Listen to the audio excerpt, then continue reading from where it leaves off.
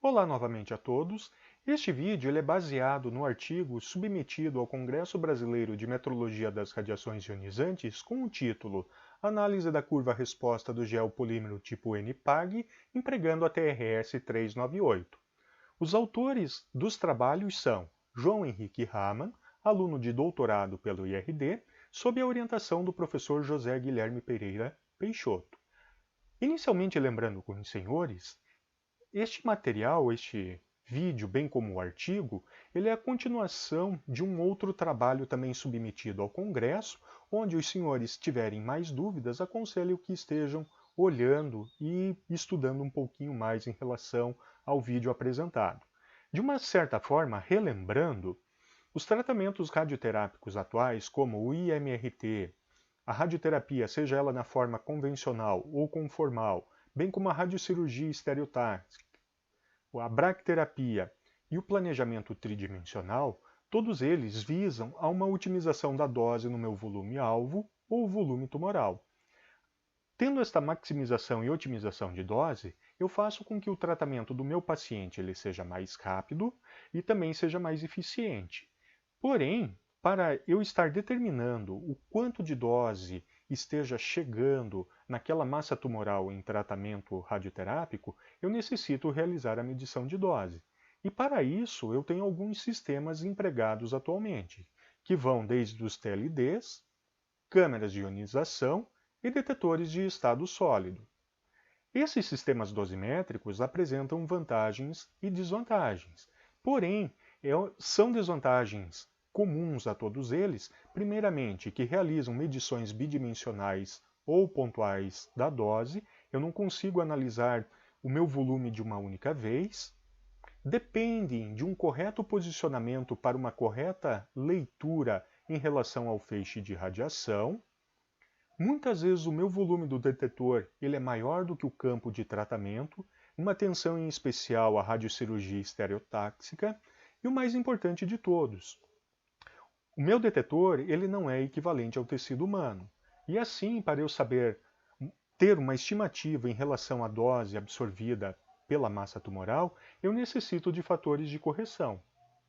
Uma vez que utilize fatores de correção, os níveis de incerteza associado ao meu processo, eles também aumentam. Fora o fato que áreas anatômicas com uma grande complexidade, como acontece aqui na região de base de crânio ou então na região de próstata, fica difícil eu estar colocando o meu detetor para estar realizando uma leitura. Assim, atualmente, junto à radioterapia, temos dois grandes grupos de dosimetria por géis que são empregados. Primeiramente o gel Frick e a nossa linha de pesquisa, a nossa linha de trabalho, que são os géis poliméricos do tipo PAG. Logicamente, este tipo de gel ele apresenta algumas vantagens em relação à dosimetria empregando o gel Frick. Com esta ideia de trabalhar com um dosímetro tipo gel polímero para um processo de dosimetria, a metodologia do nosso vídeo e do nosso artigo foi baseada em 4 etapas. A primeira etapa ela foi uma etapa mais laboratorial, ou seja, a preparação química do gel dosímetro. A segunda etapa ela consistiu na irradiação das amostras junto a um acelerador linear. A terceira etapa ela resultou também, digamos assim, no processo de formação de imagens por ressonância magnética das amostras irradiadas na etapa B. E, por fim, a nossa etapa D, ela consistiu no pós-processamento das imagens obtidas por ressonância magnética. Aqui, de uma certa forma e resumidamente, a nossa preocupação foi um levantamento estatístico. Logicamente, eu vou detalhar com os senhores cada uma das etapas a seguir. Começando com a nossa etapa A, conforme já tratado, ela consistiu mais num trabalho laboratorial em relação à parte química do gel dosímetro. Como há pequenas alterações, foi submetido a um processo de pedido de patente e estamos aguardando o resultado. E assim, não é o nosso intuito estar detalhando a formulação química, mas, de uma certa forma, para o trabalho, foram preparadas amostras trabalhando com uma massa de 30 gramas. Tá? Então, diversas amostras foram preparadas e depois irradiadas conforme tratado. Nós não nos preocupamos com volume, mas sim com massa para a irradiação. Preparadas as amostras, a etapa seguinte foi a irradiação das mesmas junto ao acelerador linear. Lembrando que o acelerador linear é o equipamento que gera a radiação empregada para o tratamento radioterápico, para o tratamento oncológico, junto à radioterapia. As amostras aqui, inicialmente elas foram irradiadas em um acelerador linear que tinha uma energia de feixe para fótons de 6 MeV. Irradiamos amostras primeiramente no sentido para observar se a nova formulação química ela estava respondendo e se ela tinha uma certa estabilidade, conforme observamos na imagem aqui, então diversas amostras irradiadas aí com diferentes campos de radiação.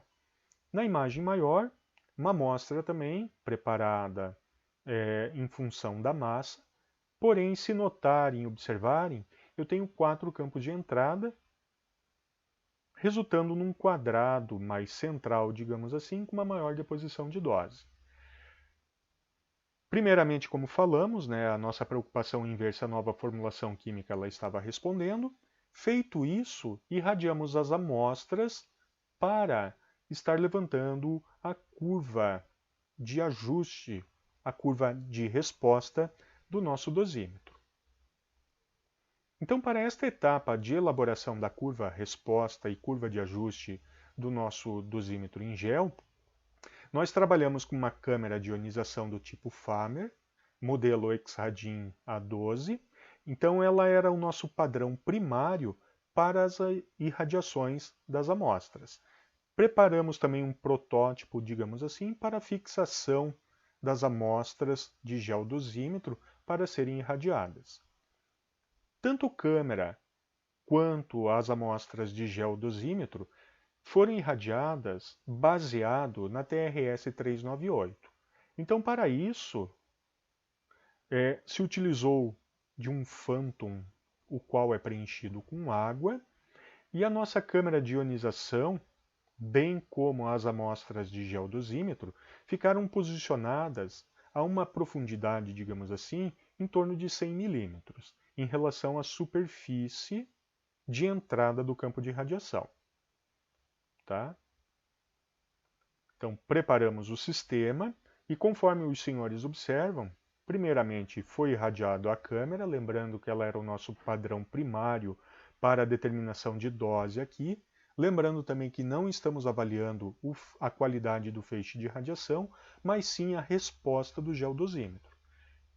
Desta forma, o volume sensível da câmera foi posicionada no ponto de isocentro do acelerador linear e, obedecendo a TRS 398, a profundidade de câmera de ionização ela ficou em 100 milímetros. O campo de irradiação também ele foi um campo de 100 por 100 milímetros. Feito isso, as leituras na câmera de ionização, pelo método de substituição, colocamos as amostras de gel dosímetro para serem irradiadas. O ponto central, digamos assim, das amostras, elas também ficaram na região de isocentro do meu acelerador linear, conforme é demonstrado na imagem aqui. Uma vez irradiado as amostras com diferentes valores de dose, lembrando, as doses empregadas aqui para a irradiação das amostras dosimétricas, elas são utilizadas para um tratamento radioterápico, como por exemplo, uma radiocirurgia estereotáxica para a região de crânio. Tá? Então irradiamos as amostras com diferentes valores de dose. Feito isso, as amostras elas foram preparadas para o processo de imagem junto à ressonância magnética. Assim, utilizamos um equipamento de ressonância com um campo magnético aí de 1,5 Tesla. Tá? Uma bobina de cabeça também foi empregada para este processo de obtenção das imagens.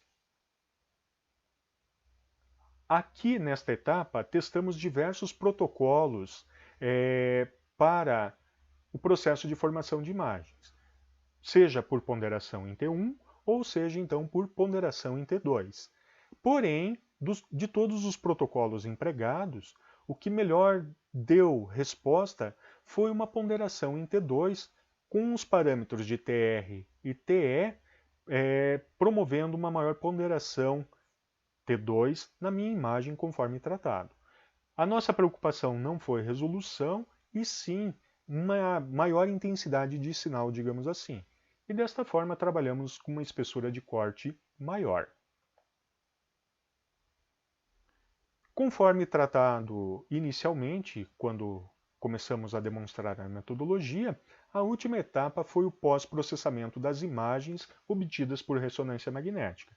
Então aqui utilizamos um programa matemático, o DivX, onde uma análise estatística em relação a uma região de ROI nas imagens foi efetuada. Assim como resultados e conclusões do nosso trabalho, primeiramente, em relação às amostras dosimétricas que foram irradiadas para o processo de obtenção da curva-resposta. Conforme tratado anteriormente, empregamos valores de dose que são utilizadas para um tratamento radioterápico. Então, iniciamos a irradiação das amostras com uma dose de 5 grays, no intervalo de 5, chegando aí a 30 grays. Né? Mantivemos amostras padrões, as quais não foram irradiadas, e, conforme observam, à medida que eu aumento a dose, o meu material ele responde com um maior grau de polimerização. Lembrando, né, as imagens elas foram submetidas à ressonância magnética, onde utilizamos uma sequência em spin-eco, uma ponderação em T2, e o resultado final foi a geração dos corpos de prova junto à ressonância. Essa imagem, ou melhor dizendo, as imagens obtidas, elas foram submetidas ao DivX, né, onde analisamos uma área de interesse, uma região de ROI. Nesta região de ROI, o que interessou para nós foi o valor médio e também o desvio padrão para a elaboração da curva-resposta. Tá? Então, em um gráfico, determinamos a curva-resposta e, para isso, trabalhamos com um valor de dose que foi obtido através da câmara de ionização, lembrando que ela era o nosso padrão primário, e assim associamos o valor de dose em relação à densidade óptica obtida pela ressonância magnética. Então, um valor médio de densidade óptica associado também ao desvio padrão. Quando foi levantado a curva de ajuste em relação à nossa curva-resposta, o R quadrado ele ficou em torno de 0,98, onde para nós é um valor satisfatório. Assim, as conclusões associadas ao nosso trabalho, as conclusões finais, é que, através do R2 obtido e também em relação a outros parâmetros também avaliados, observamos que o material ele apresenta uma sensibilidade, uma estabilidade e modelagem. E quando eu trato aqui modelagem, é no sentido que ele pode se adaptar ao meu fantoma conforme a minha necessidade, seja uma região de base de crânio ou uma região de próstata, conforme tratado anteriormente. Pelo fato de apresentar um elevado percentual de água, ele fica muito próximo em relação aos tecidos humanos e também facilita a um processo de geração de imagens na ressonância magnética, principalmente por uma ponderação em T2. Né? Então, conforme tratado, este elevado percentual de água faz com que tenha uma grande sensibilidade junto à ressonância magnética e também nos promova a geração de uma curva-resposta. Para análise do material, eu não necessito de remoção de parte do gel, simplesmente realizo um ensaio não destrutivo junto à ressonância novamente. O desenvolvimento do trabalho ele também é uma necessidade, né, porque a gente tem uma carência, digamos assim, da dosimetria por polímeros associado à radioterapia, não somente à radioterapia, mas também como exemplos a medicina nuclear e radiadores de sangue, e também a ideia de um novo modelo de dosimetria no território nacional. Em relação ao nosso sistema, então, nos baseamos em literatura.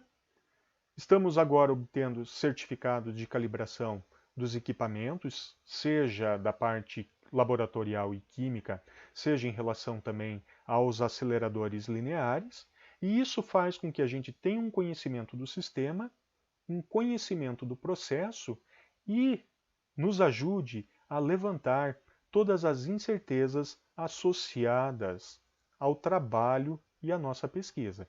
Então, a próxima etapa deste trabalho seria isso: uma análise mais quantitativa em relação às incertezas associadas em todo o processo.